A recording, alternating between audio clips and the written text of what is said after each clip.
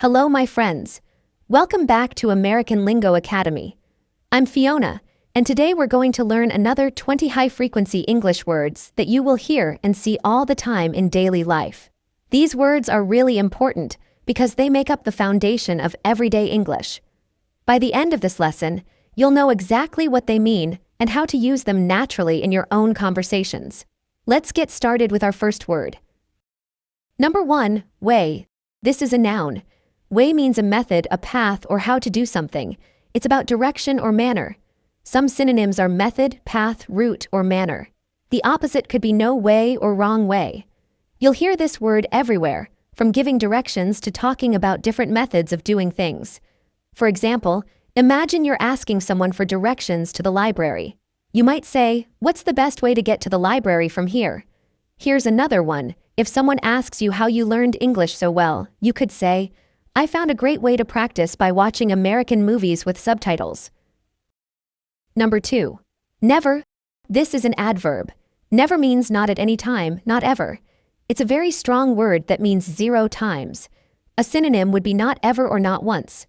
The opposite is always or forever. People use this word when they want to emphasize that something absolutely will not happen or has not happened. For example, imagine you're talking to a friend about trying spicy food. You might say, "I never eat spicy food because it hurts my stomach too much." You might hear something like, "My grandmother never learned how to drive a car because she always walked everywhere." Number 3, call. This is a verb. Call means to telephone someone, to shout someone's name, or to give something a name. Synonyms include phone, contact, shout, or name. There's no direct opposite, but hang up is what you do when you finish a call. This word is super common in daily life, especially when talking about phone conversations or getting someone's attention. For example, let's say you need to contact your doctor about an appointment. You would say, "I need to call my doctor to change my appointment time." People often say, "My mom calls me every Sunday evening to check how I'm doing." Number 4, to. This is an adverb. To has 2 main meanings. It can mean also or as well, or it can mean more than enough, excessive. Synonyms for the first meaning are also and as well. For the second meaning, synonyms are extremely or overly. The opposite of too much would be not enough.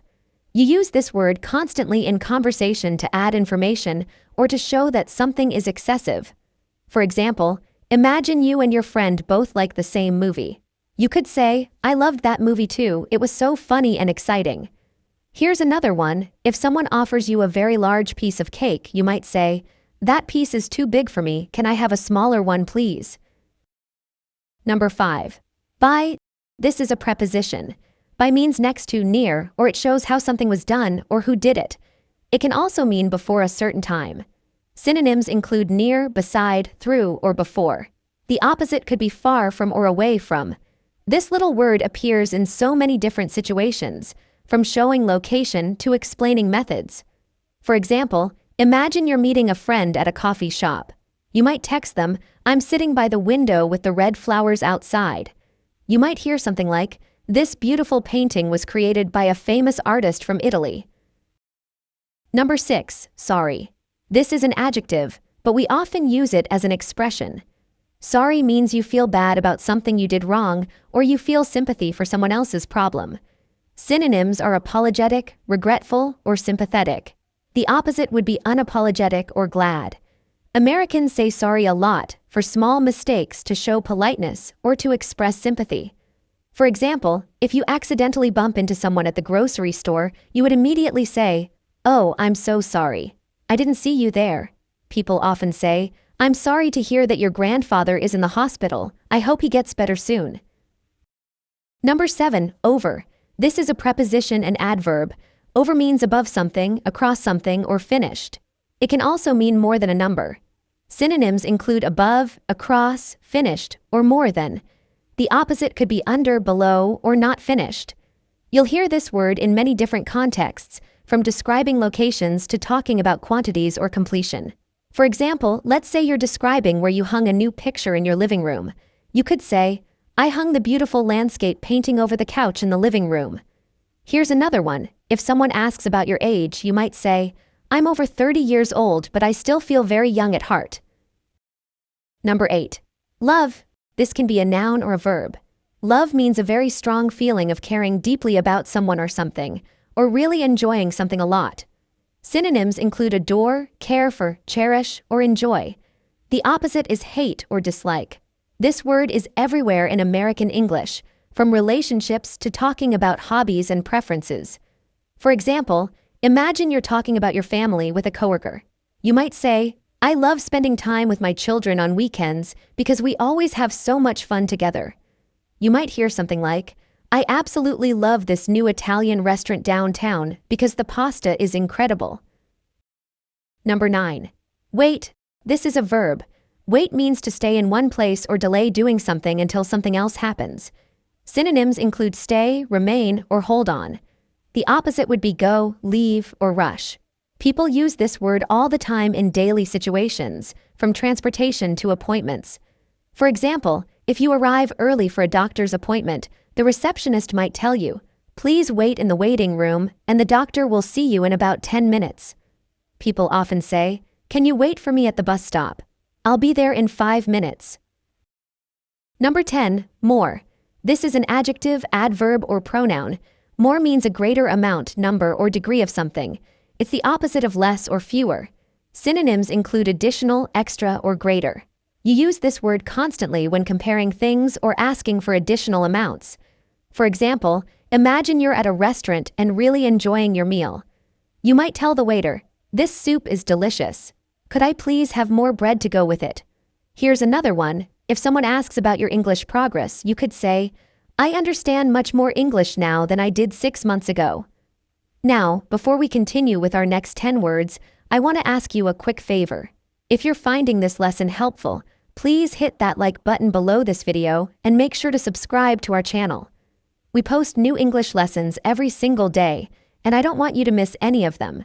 Your support really helps us create more content for English learners like you. Okay, let's continue with word number 11. Number 11, down. This is an adverb, preposition, or adjective. Down means toward a lower position, in a lower place, or feeling sad. Synonyms include below, downward, or sad. The opposite is up, upward, or happy. This word appears in many different situations, from giving directions to describing feelings or locations. For example, if someone asks where the bathroom is in a 2-story house, you might say, "Go down the stairs and it's the first door on your right." You might hear something like, "I'm feeling a bit down today because it's been raining all week and I miss the sunshine."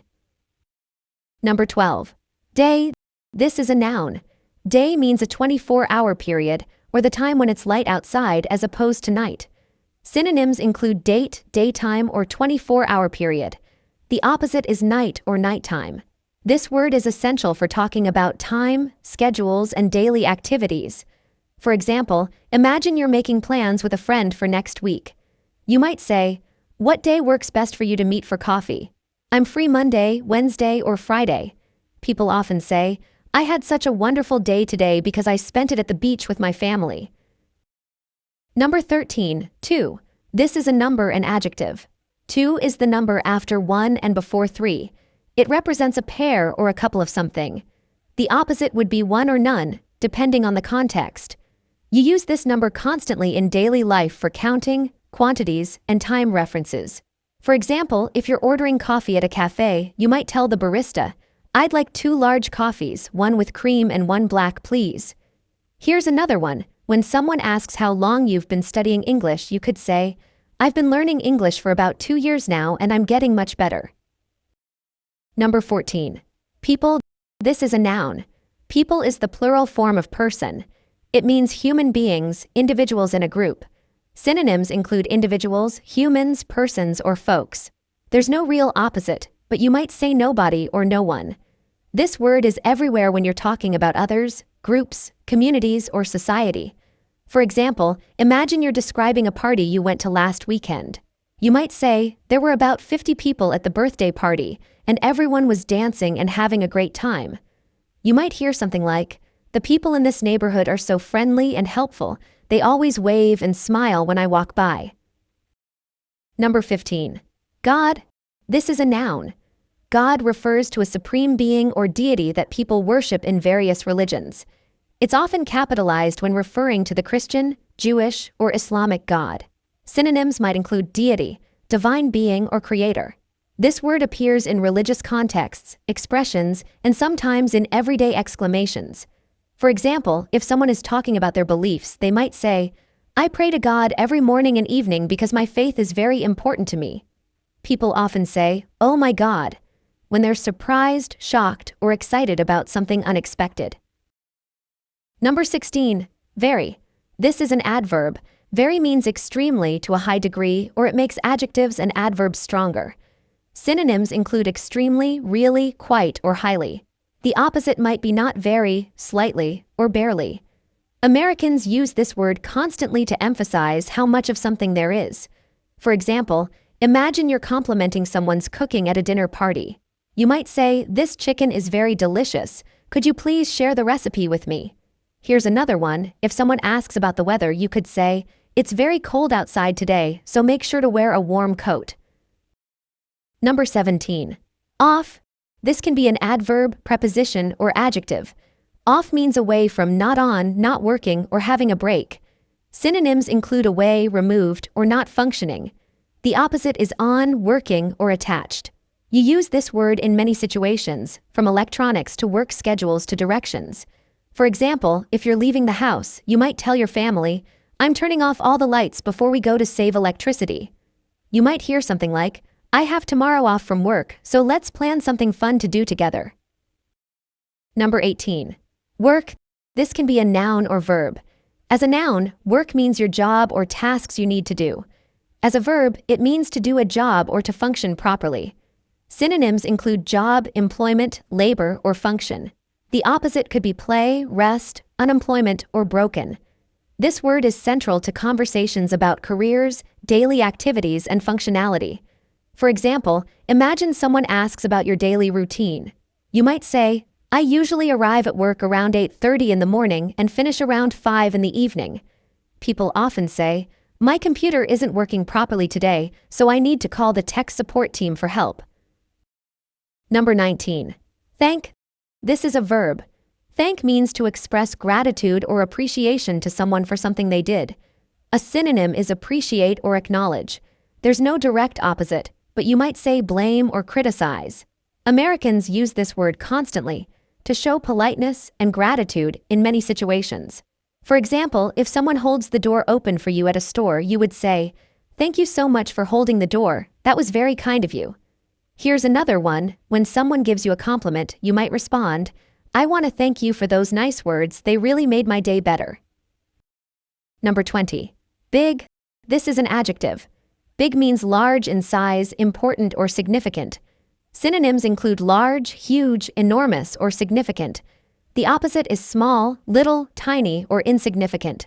You use this word constantly to describe size, importance, or impact of things. For example, if you're telling someone about your apartment search, you might say, "I found a big apartment with 3 bedrooms and 2 bathrooms in a great neighborhood." You might hear something like, "Getting my college degree was a big achievement for me because I was the first person in my family to go to university." And there you have it, my friends. Those are 20 incredibly important English words that you'll hear and use every single day. Remember, the key to mastering these words is practice, practice, practice. Try using them in your own sentences and conversations.